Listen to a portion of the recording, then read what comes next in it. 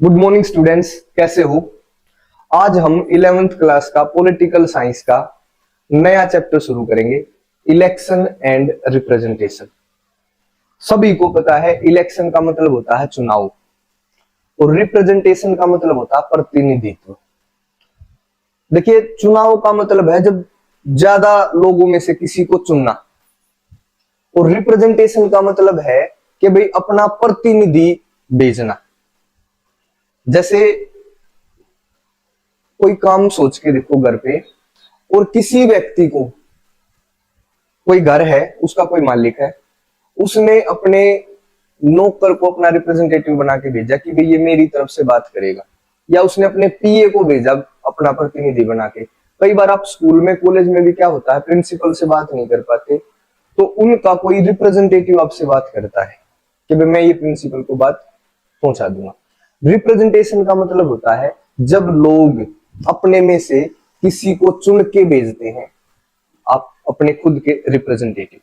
ठीक है, चुनाव क्या है, चुनाव की जरूरत क्या है भारत में, सारी चीजें हमें अपने देश के कॉन्टेक्स्ट में ही देखनी होती है नॉर्मली। तो ये सारा का सारा कॉन्सेप्ट इस चैप्टर में हम कंप्लीट करेंगे। सबसे जो पहली बात है जिसके ऊपर हमें डिस्कस करना है, काइंड्स ऑफ डेमोक्रेसी। ठीक है, डेमोक्रेसी, सबसे पहला एक कॉन्सेप्ट पता होना चाहिए, डेमोक्रेसी होता क्या है। डेमोक्रेसी का मतलब है लोगों की सरकार, government of the people. Main चीज क्या होगी डेमोक्रेसी में, सबसे इंपॉर्टेंट होंगे उस देश के आदमी, वो खुद सरकार चलाएंगे। दो तरीके से चला सकते हैं, या तो खुद हर डिसीजन में पार्टिसिपेट करे।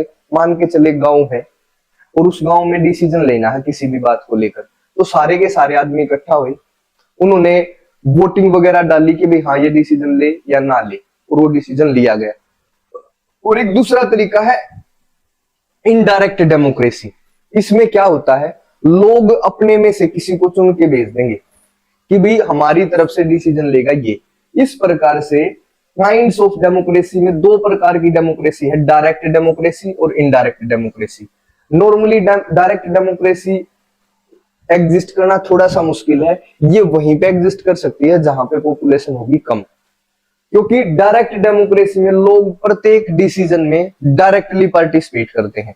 अब आप भारत का केस लेके चलो, अगर हमें कोई भी कानून बनाना है तो क्या हम हर रोज लोगों से पूछे भाई ये कानून बनाए या ना बनाए? हर रोज लोगों से राय ले सकते हैं? हर रोज सरकार को कई सारे काम करने पड़ते हैं, तो क्या लोगों से राय लेना हर रोज पॉसिबल है? नहीं है। तो दूसरा है इनडायरेक्ट डेमोक्रेसी। इनडायरेक्ट डेमोक्रेसी का मतलब होता है जब लोग अपने प्रतिनिधि चुन के भेजते हैं और वो प्रतिनिधि उन लोगों के बिहाफ से पे डिसीजन लेते हैं। तो डेमोक्रेसी को हम गवर्नमेंट ऑफ द पीपल मानते हैं। और नॉर्मली जो डेमोक्रेसी होगी आज के समय, वो इनडायरेक्ट डेमोक्रेसी है। इनडायरेक्ट डेमोक्रेसी को हम रिप्रेजेंटेटिव डेमोक्रेसी भी बोलते हैं। ठीक है, जब लोग इनडायरेक्टली डेमोक्रेटिक प्रोसेस में भाग लेते हैं, डिसीजन मेकिंग में भाग लेते हैं। इनडायरेक्ट का मतलब होता है वे अपने प्रतिनिधियों को भेजेंगे। अब 10 लाख आदमी है मान के चलो किसी भी जगह पे, क्या वो 10 के 10 लाख प्रत्येक डिसीजन के लिए एक जगह इकट्ठे या उनकी राय लेना पॉसिबल है? नहीं है। तो वो क्या करेंगे, अपने में से कुछ व्यक्तियों को चुन के भेज देंगे कई भाई इनकी जो राय होगी वो हमारे सब के लिए मान्य होगी। ऐसे ही अपने देश में भी अगर आप देखोगे तो इनडायरेक्ट डेमोक्रेसी है। इनडायरेक्ट डेमोक्रेसी को रिप्रेजेंटेटिव डेमोक्रेसी भी बोलते हैं, क्योंकि इसमें देखो अपने देश में कानून बनाते हैं या तो एमएलए अगर स्टेट की बात है, एमपी अगर हम सेंटर की बात करें। तो जो एमएलए हैं या एमपी हैं वे लोगों के द्वारा चुने गए हैं। लोगों ने क्या करा, अपने इलाके से एमएलए चुन के स्टेट असेंबली में भेज दिया और एमपी चुन के सेंटर असेंबली में भेज दिया या पार्लियामेंट में भेज दिया। अब लोगों के बिहाफ से वो लोग डिसीजन लेते हैं वहां पे, और जो वहां पर डिसीजन लिया जाएगा वो सबको मान्य होगा। ठीक है, तो अगर डेमोक्रेसी के प्रकार की बात करें तो डायरेक्ट डेमोक्रेसी है और इनडायरेक्ट डेमोक्रेसी है। डायरेक्ट में लोग डायरेक्टली पार्टिसिपेट करते हैं in the decision making process, और इनडायरेक्टली में दे पार्टिसिपेट इनडायरेक्टली या they participate through their representative who take decision on their behalf. ठीक है, भारत में कौन सी है? Indirect democracy. इनडायरेक्ट डेमोक्रेसी में चूंकि जो डिसीजन है अपने रिप्रेजेंटेटिव के माध्यम से लिए जाते हैं, तो इसलिए इसको रिप्रेजेंटेटिव डेमोक्रेसी भी बोला जाता है। सिंपल सी बात है, बताओ क्लियर है ये सभी को भाई?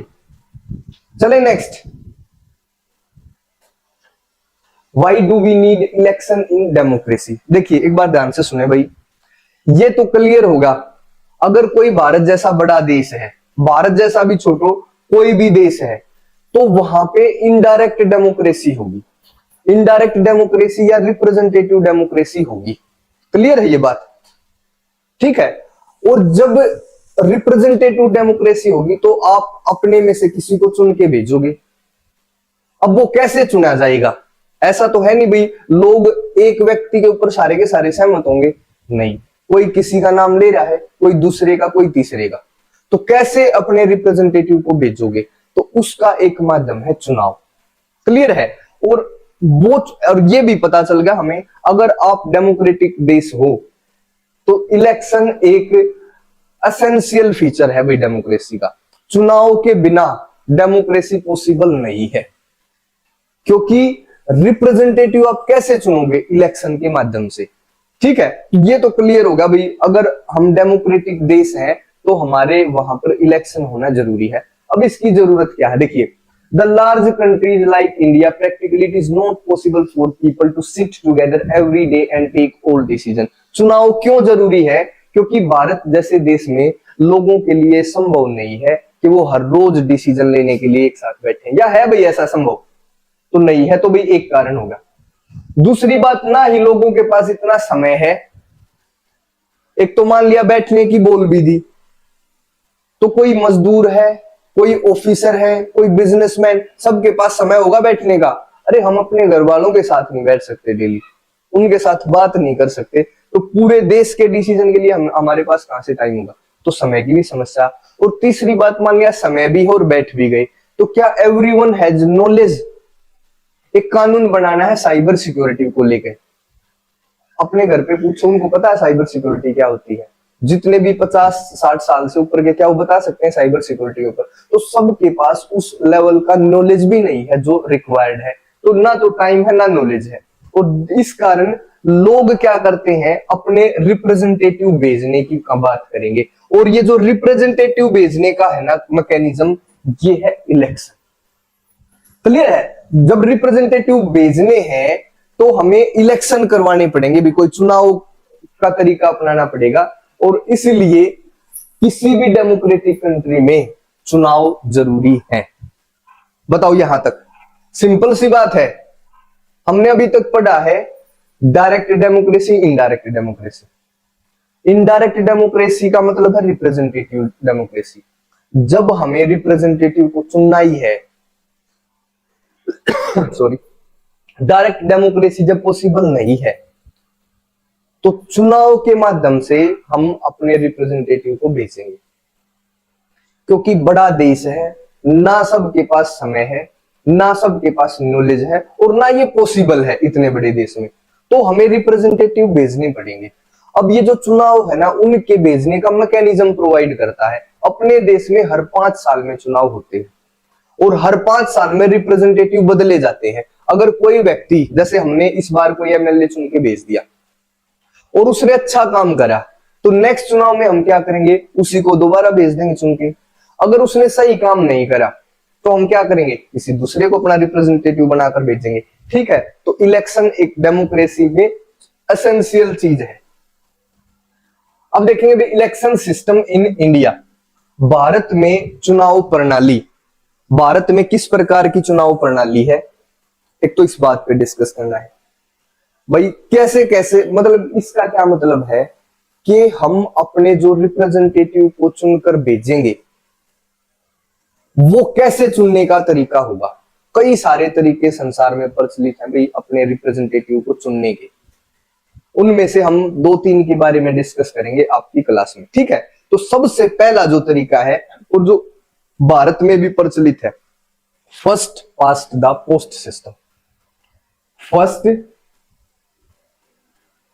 Past the post system. एक बार सुन लो भाई, इसका क्या मतलब है कि भाई हमने रिप्रेजेंटेटिव चुनना है और कई सारे लोग चाहते हैं कि भी हमें रिप्रेजेंटेटिव चुन के आप भेज दो। अलग अलग पॉलिटिकल पार्टी से, अलग अलग संगठनों से, पॉलिटिकल पार्टी से आदमी खड़े हैं कि भी हम चाहते हैं कि लोग हमें अपना रिप्रेजेंटेटिव बनाकर भेजें।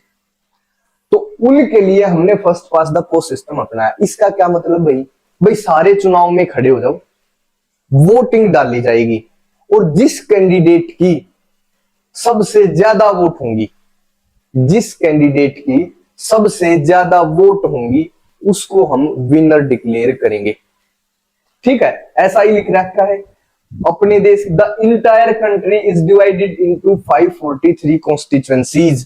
पूरे भारत देश को 543 कॉन्स्टिट्यूएंसीज, कॉन्स्टिट्यूएंसीज का मतलब होता है लोकसभा क्षेत्र, जहां पे चुनाव होता है, जहां से एक कैंडिडेट खड़ा है। ठीक है, ये सोनीपत भी एक कॉन्स्टिट्यूएंसी है।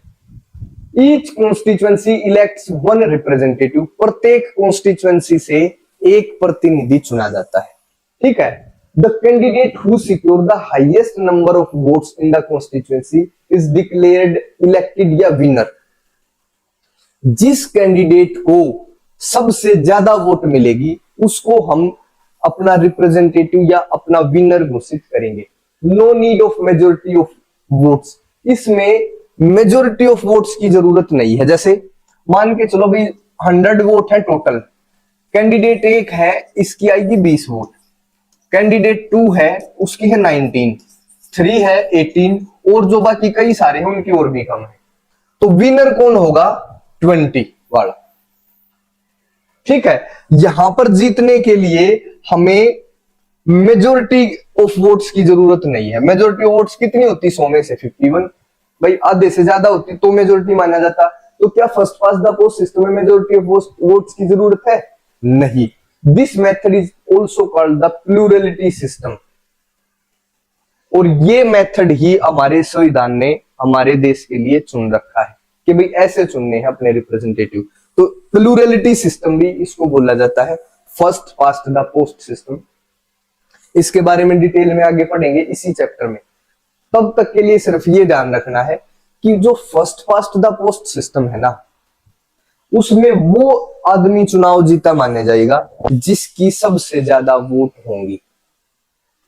क्लियर है? ये सिर्फ इसी आधार पे सबसे ज्यादा, मेजोरिटी ऑफ वोट्स की जरूरत नहीं है।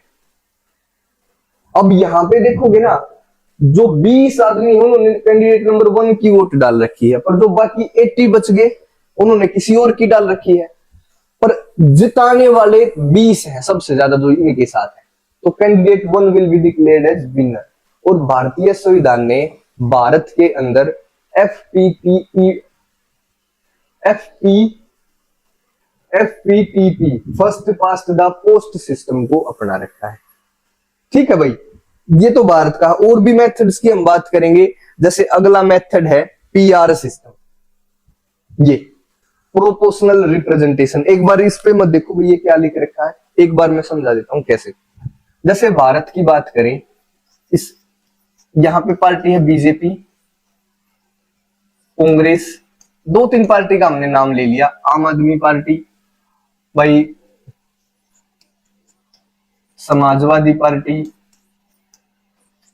बहुजन समाजवादी पार्टी मान लिया। और टोटल सीट है 100 सीट, और 100 वोट मान लो 100 वोट है।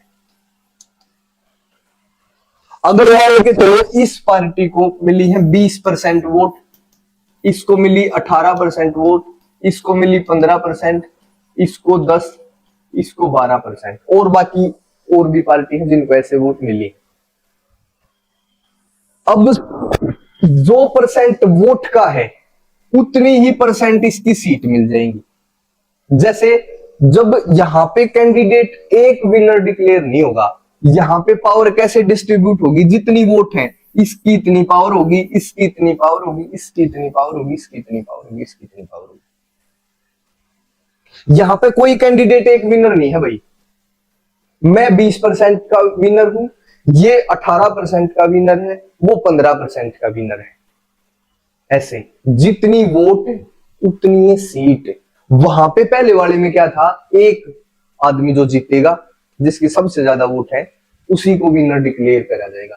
यहाँ पे कोई विनर नहीं है, ना कोई लूजर है, ना कोई हारने वाला, ना कोई जीतने वाला। यहाँ पे क्या है, जितनी परसेंट आपको वोट मिली है उतनी परसेंट आपको पावर मिल जाएगी।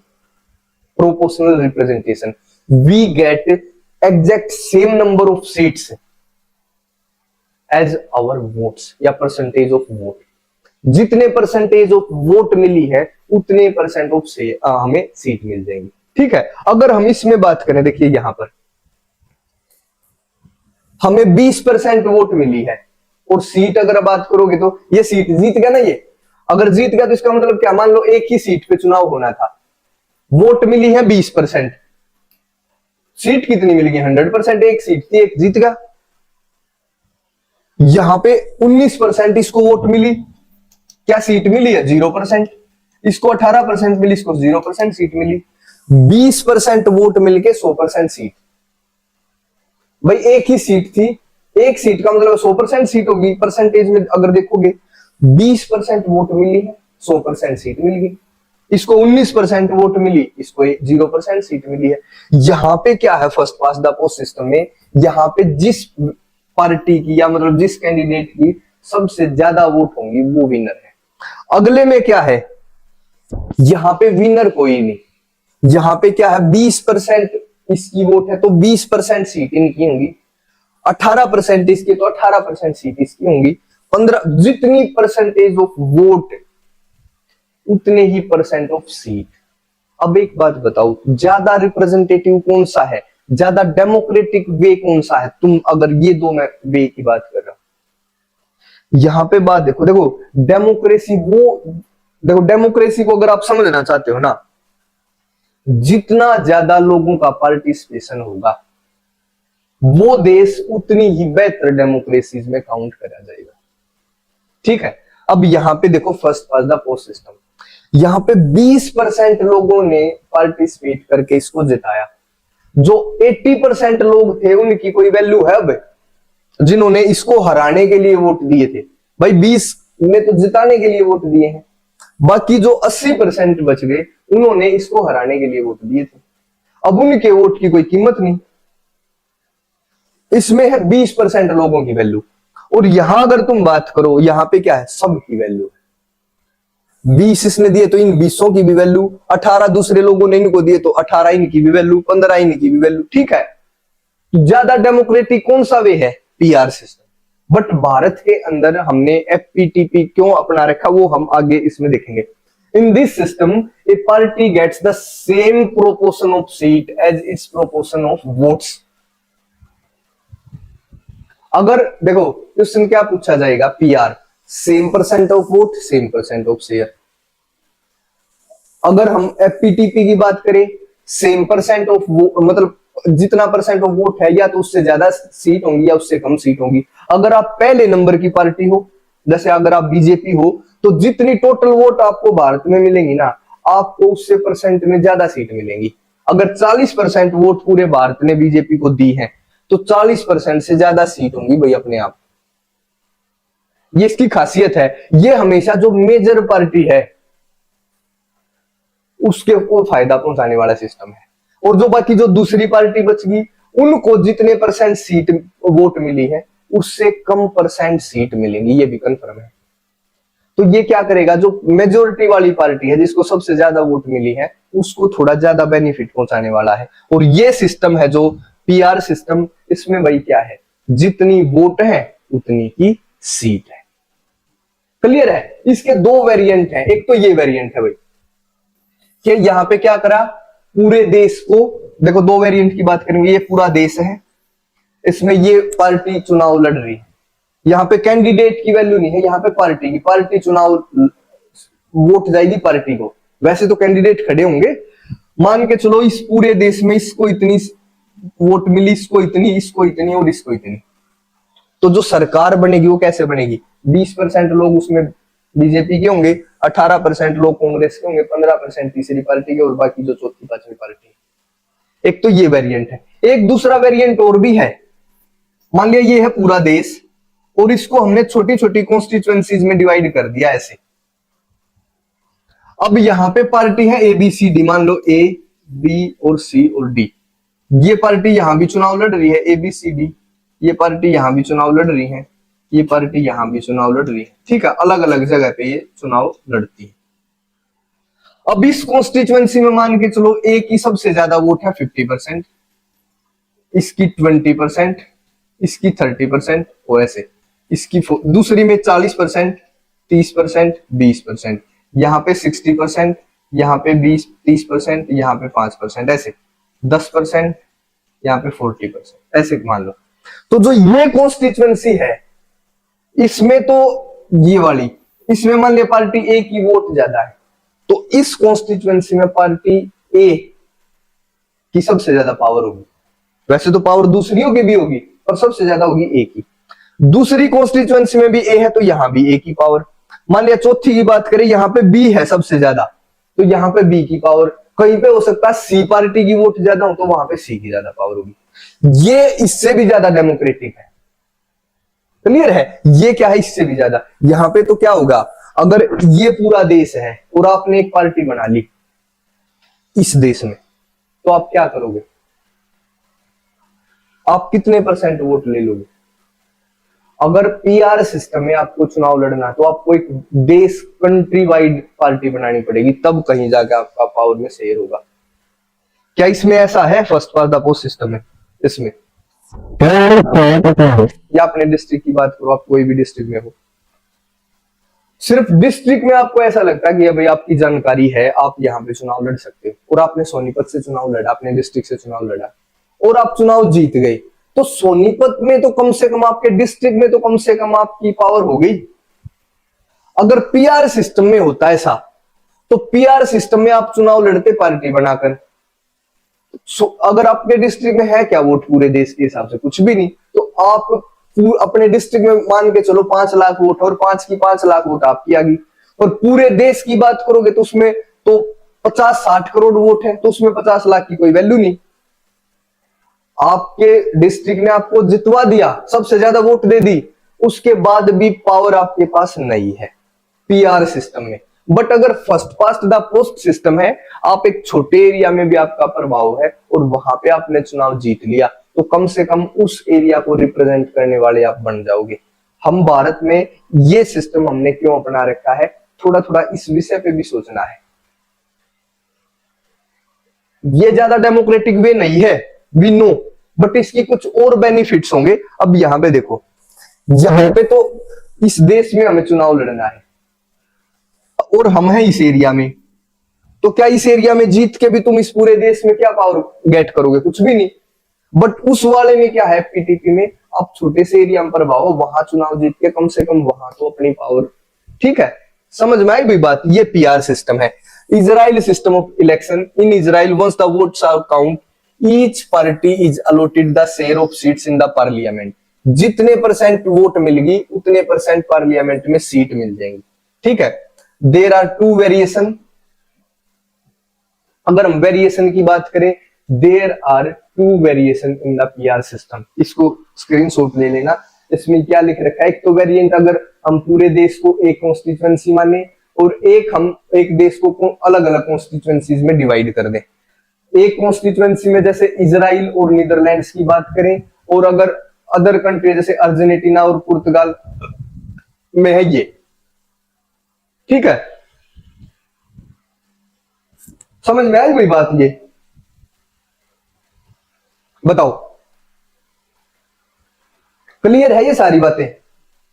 अगर हम दो वेरिएंट पढ़ लिए हमने पीआर की, एक तो ये है नीदरलैंड्स और इजराइल वाला, एक है अर्जेंटीना और पुर्तगाल वाला, जिसमें एक देश को छोटी छोटी अलग अलग कॉन्स्टिट्यूएंसीज में बांट के सिस्टम यहां भी पीआर है। ठीक है, इन बोथ केसेस देखिए, in both cases voters exercise their preference for a party and not a candidate.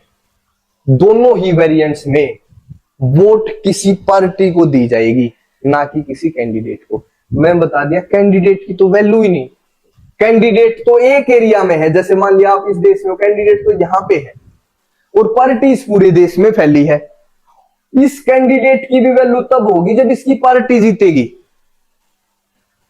अपने एफपीटीपी में क्या है, अगर कैंडिडेट जीत गया और पार्टी नहीं जीती, उसके बाद भी वो कैंडिडेट वहां का रिप्रेजेंटेटिव माना जाएगा। बट यहां पे देखो, कैंडिडेट है देश में एक हिस्से में, ये जीत भी गया और पार्टी की कोई वजूद नहीं है पूरे देश में, तो इसको क्या कौन पूछेगा, फिर कोई भी नहीं। अगर इस कैंडिडेट की आपको पावर चाहिए है, तो ये जिस पार्टी से जुड़ा है, जो इस पूरे देश में फैली हुई है, वो पार्टी जीतनी चाहिए। अगर आपको अपने कैंडिडेट ये चाहिए ना भी मेरे कैंडिडेट के पास पावर हो, तो हमें उसकी पार्टी को जितवाना पड़ेगा पूरे देश में। और पूरे देश में यार हम अपने कैंडिडेट के लिए तो काम कर सकते हैं, पूरे देश में कैसे? ठीक है, तो ये पीआर सिस्टम है। यहां पे नॉर्मली कैंडिडेट की बजाय उसकी पार्टी को ज्यादा महत्व दिया जाएगा। ठीक है, आज की क्लास में सिर्फ इतना ही भाई। अगली क्लास में इससे आगे की स्टोरी शुरू करेंगे। तब तक के लिए थैंक यू।